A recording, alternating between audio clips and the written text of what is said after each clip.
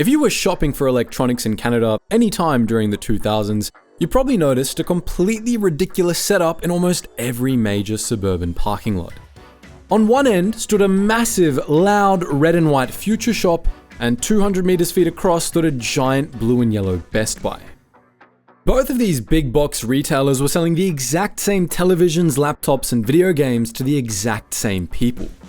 Customers would actually walk out of Future Shop with a quoted price on a new digital camera written on a business card, march straight across the pavement to Best Buy, and use it to negotiate a better deal. The floor employees played right along, fighting for the individual sale and treating the store next door like their absolute worst enemy. It felt like a fierce, cutthroat competition that gave the buyer all the power. But the joke was entirely on the consumer. That intense retail rivalry was a carefully constructed corporate illusion.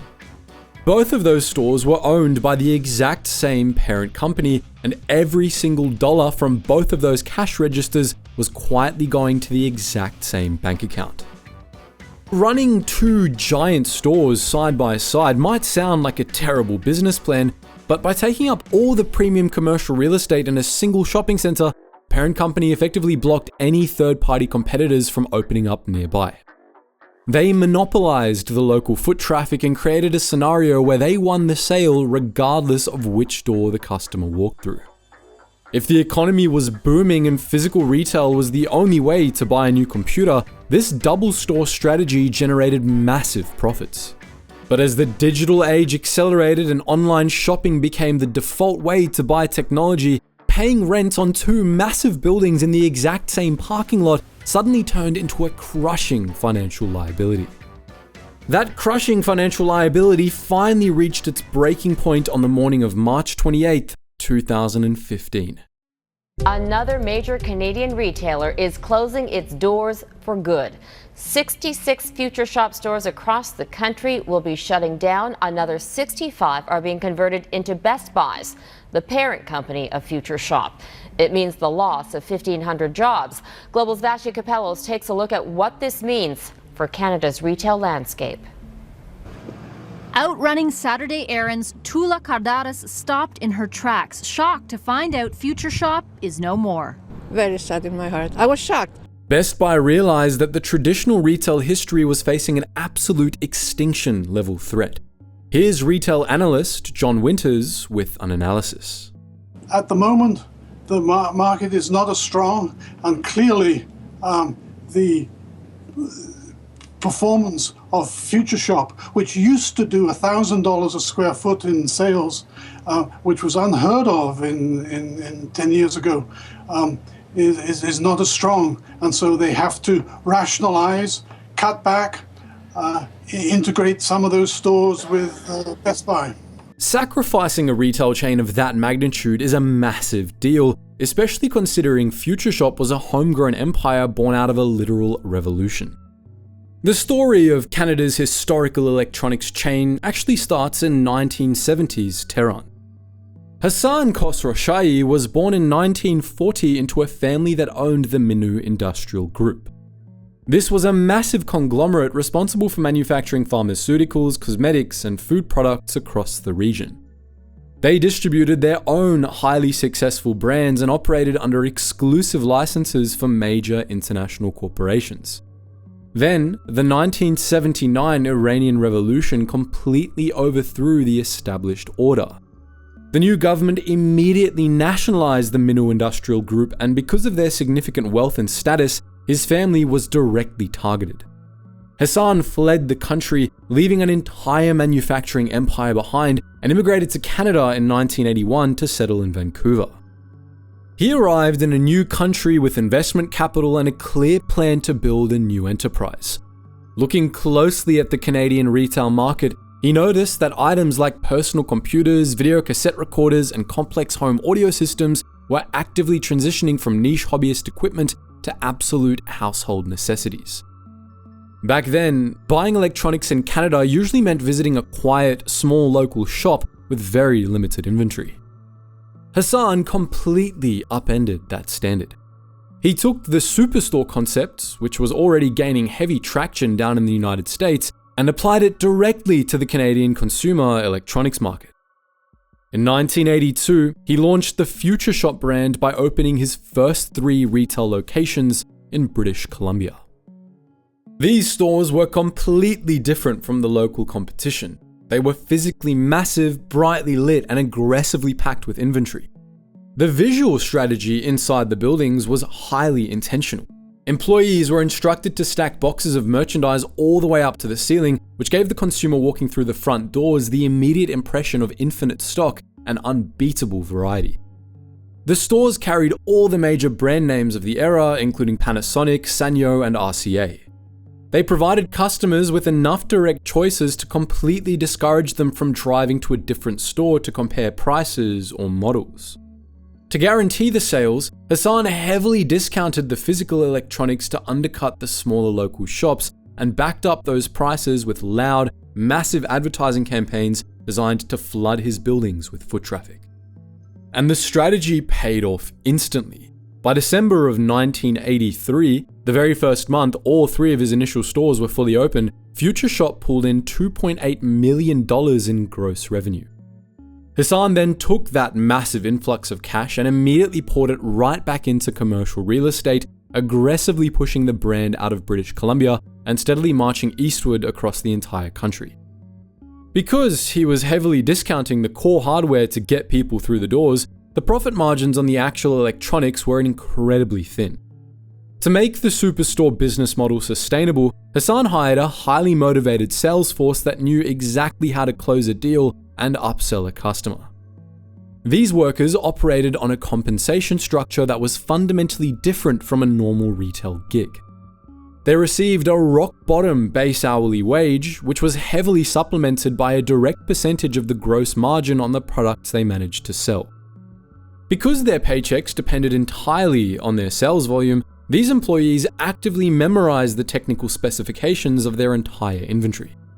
They knew the exact difference in refresh rates between competing televisions, the processing speeds of computer towers, and the audio wattage of home theater receivers, using that deep product knowledge to control the conversation.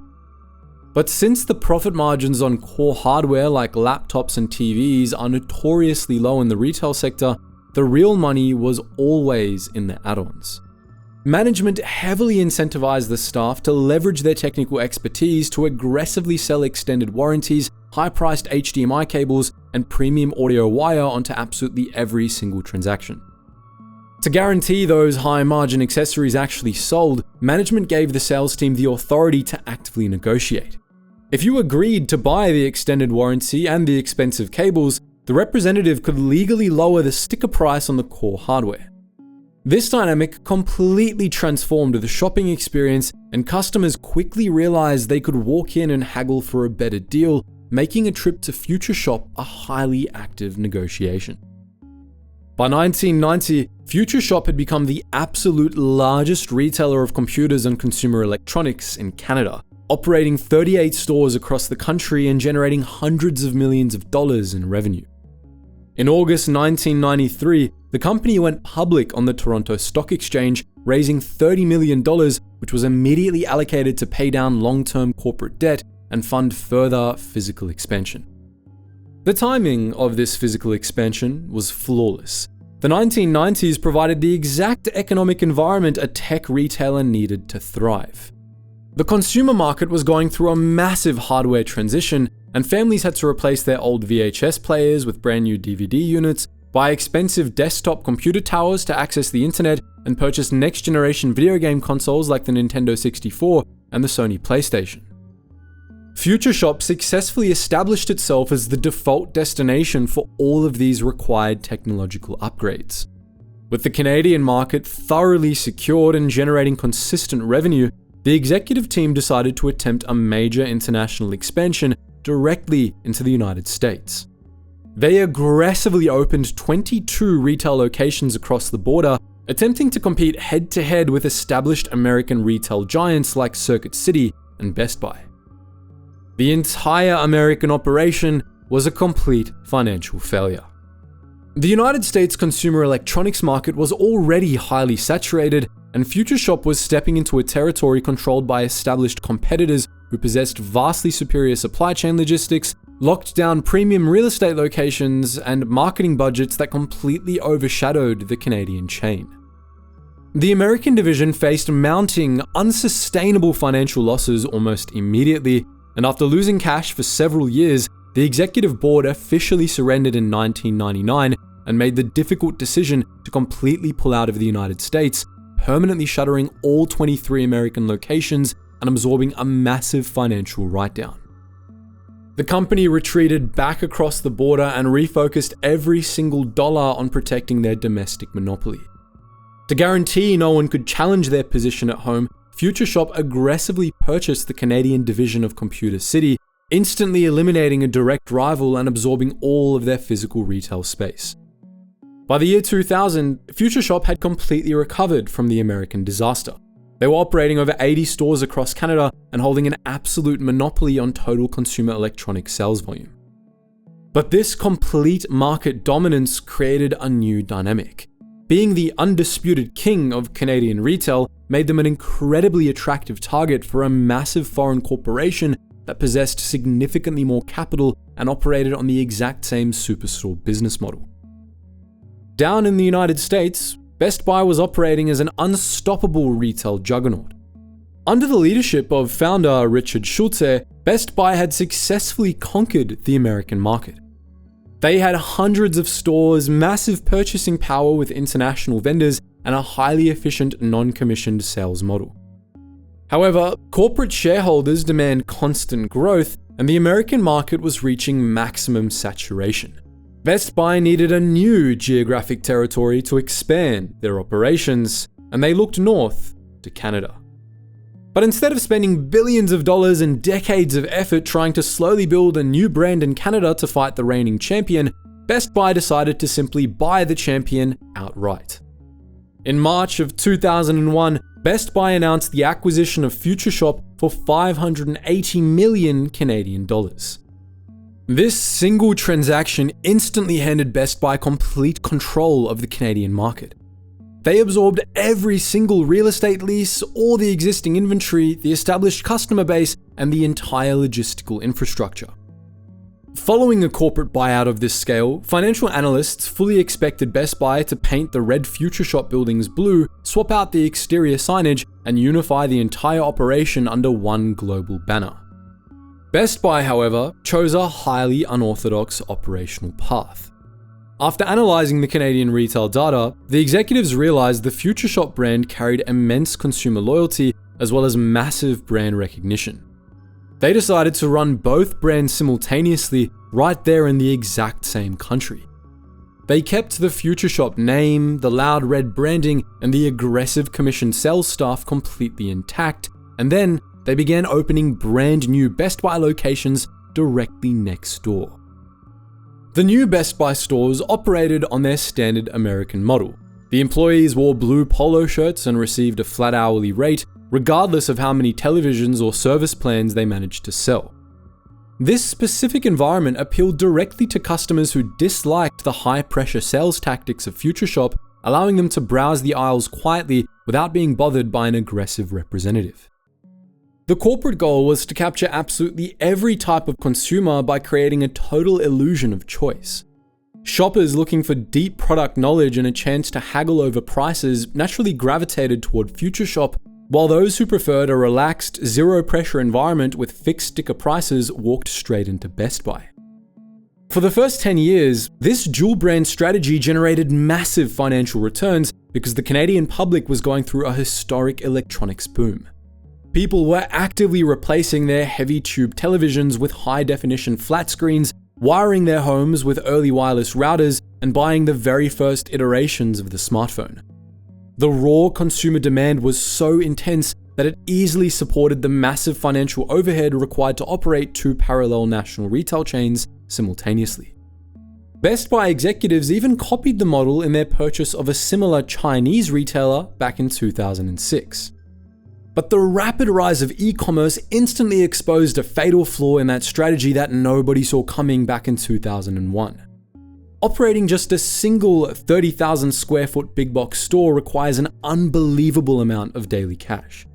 Between paying premium commercial rent, covering the massive electricity bills required to keep thousands of televisions running all day, and funding the salaries of an entire sales floor, the baseline overhead is already staggering.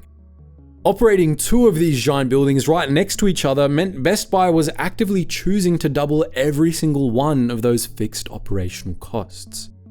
To cover those staggering fixed expenses, physical stores rely entirely on maintaining a consistently high volume of rapid inventory turnover. By the early 2010s, the maturation of e-commerce completely shattered that economic model. Online retailers, specifically Amazon, began offering the exact same consumer electronics at significantly lower prices. They could easily afford to slash their sticker prices because they operated out of cheap warehouses located in industrial parks, allowing them to completely avoid the costs of premium retail rent, massive showrooms, and hiring thousands of customer service representatives. The massive price gap birthed the brand new consumer behavior known in the industry as showrooming. Dropping $2,000 on a new television or a premium digital camera is a major purchase, and consumers were understandably hesitant to buy those expensive items online without actually seeing the picture quality or testing the user interface first. Shoppers quickly realized they could just use the physical retail stores as free testing facilities. A customer would drive down to a Future Shop, spend 45 minutes talking to a highly trained commissioned salesperson, test out the audio equipment, and decide on the exact model they wanted to take home. Then, instead of walking to the cash register, they would simply pull out their smartphone, find the exact same product on Amazon for $50 less, and purchase it online while literally standing in the aisle of the Future Shop. Physical retailers were effectively subsidizing the operations of their direct online competitors. The massive square footage that had once been Best Buy's greatest weapon for dominating the Canadian market was rapidly turning into an unsustainable financial burden. By 2013, the internal financial data at Best Buy headquarters was displaying severe warning signs regarding their Canadian operations. The company was losing massive amounts of capital because they were paying millions of dollars every single month to maintain total operational redundancies. They were funding two separate marketing departments, managing two independent supply chains, and paying premium rent on two massive storefronts right next to each other, all while physical retail sales across the entire industry were entering a steep decline. To fight the showrooming epidemic, Best Buy rolled out permanent price matching guarantees, promising to match the sticker price of any local competitor or major online retailer, which successfully kept customers from walking out empty-handed, but it cut deeply into their already razor-thin profit margins. Realizing they had a major problem, the company began to quietly restructure. Throughout 2013, Best Buy closed a handful of underperforming Future Shop locations, publicly citing standard lease expirations and minor market adjustments to avoid causing a panic. Behind the scenes though, they desperately attempted to consolidate their back-end operations by merging the administrative and logistics department of both brands while keeping the physical storefronts completely separate. Keeping both stores open in the exact same geographic location was no longer providing any new revenue. It was simply splitting the customer base down the middle while completely doubling the operating expenses. The executives realized that if they wanted to survive the rise of e-commerce, they needed to drastically lower their physical operating costs and immediately invest those savings into their own digital infrastructure. They couldn't afford to fund this necessary technological evolution while continuing to financially support the massive operational weight of the Future Shop brand. That exact financial reality led directly to the brutal events of March 28, 2015. Once the executives realized the decision in the first quarter of the year, they chose to execute the massive consolidation with sudden and absolute finality to prevent any media leaks or supply chain disruptions. When thousands of retail employees arrived at Future Shop locations across Canada for their standard Saturday morning shifts, they were met with an incredibly surreal scene.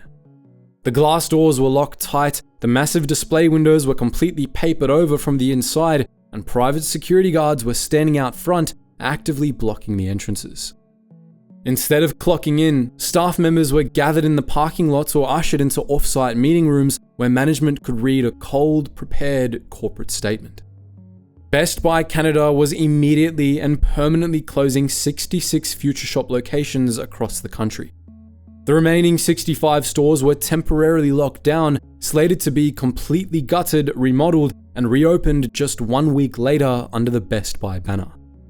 Here's a report from CBC that captures the scenes from that day. This Future Shop is located in the same parking lot as a Best Buy just a few stores down.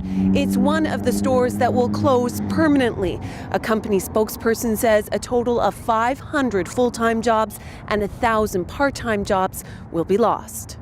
In a written statement, Ron Wilson said any decisions that impact our people are never taken lightly. Our first priority is to support them through this change. I want to express my appreciation to the employees who are leaving for their contributions to Best Buy Canada. There's just not a lot of need for stores anymore because everything is online, and it's really unfortunate for all the people that are losing their jobs and now that they have to go and start looking for something else. According to one former Future Shop employee, that happened kind of suddenly. Employees showed up this morning and it was just locked out. Meanwhile, customers were baffled. Here's some customer reactions from the day. A steady stream of shoppers were stunned to find out the electronics chain closed shop across Canada. 131 stores in all. I mean, this is a major chain, Future Shop. You know, it's not just a little mom and pop shop. So I'm very, very surprised. The public narrative instantly framed the entire event as the callous corporate execution of a beloved Canadian institution. But if you actually pull up the official financial disclosures that Best Buy submitted to their investors in the aftermath, the numbers strip away the emotion and reveal exactly why this drastic move was the only way the company was going to survive. That specific quarterly report detailed a $191 million immediate cost just to shut down the Future Shop brand. This massive figure covered the penalties for breaking long-term commercial real estate leases, paying out the mandated employee severance packages, and liquidating the redundant inventory at heavily discounted prices. A corporation doesn't voluntarily spend nearly $200 million to close down a business unless the alternative is total financial ruin. However, Best Buy knew that simply shrinking their physical footprint wouldn't stop the threat of Amazon. Right alongside the closure announcement, they committed to a $200 million reinvestment strategy for the Canadian market. They drastically improved their online shopping platform, making it faster, more reliable, and easier to navigate. More importantly, they changed how their physical stores operated. Instead of viewing their massive retail locations as a liability, they turned them into an asset by implementing a ship-from-store program. If a customer in a rural area ordered a laptop online, Best Buy no longer had to ship it from a central warehouse across the country. They could route the order to the Best Buy retail store closest to that customer and ship it directly from the local stockroom.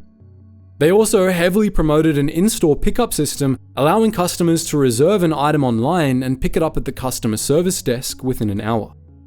This leveraged their remaining real estate as localized distribution hubs, allowing them to compete directly with Amazon's delivery speeds while maintaining a physical presence for customers who still wanted to see the products in person. Today, if you drive through those same suburban commercial centers, the architectural ghost of Future Shop is often still visible. Some of the massive red and white buildings were carved up into smaller retail units, some were taken over by discount gym chains, and some still sit empty, a concrete reminder of a bygone retail era. The consolidation of Future Shop was brutal and sudden. For the thousands of employees caught in the crossfire, it was incredibly difficult. However, from a strictly business perspective, it was a highly successful maneuver. By eliminating the massive operational redundancies of Future Shop, Best Buy Canada successfully streamlined its operations, survived the e-commerce revolution that destroyed companies like Circuit City, and remains a dominant, profitable force in the retail industry today. But what do you think? Do you miss the days of negotiating with a commissioned salesperson in a red shirt, or do you prefer the modern standard of straightforward, fixed-price online shopping?